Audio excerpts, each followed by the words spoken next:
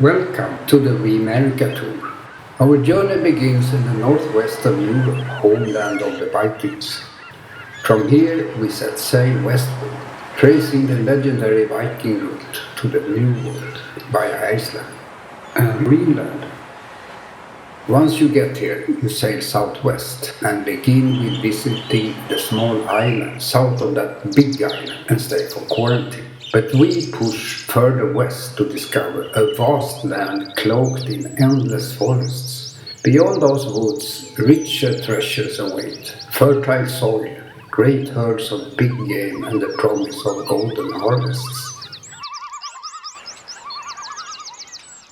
Going south will reveal an isthmus with one more sea to the west, previously unknown to Europeans until now.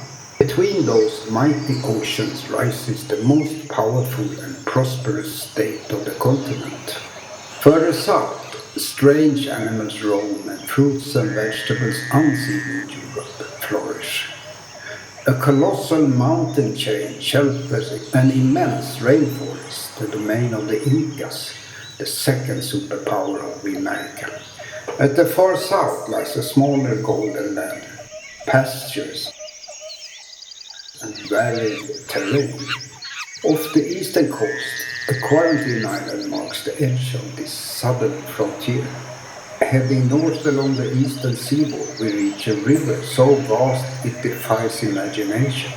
Over 200 miles wide, that's 300 kilometers for you metric people. Its delta sprawls across countless islands, shaped by currents and shifting waters. Best to keep your ships clear of this treacherous mouth. Another quarantine island lies ahead, before we encounter the guardian spirit of Wemerica, the mighty thunderbird, protector of the realm.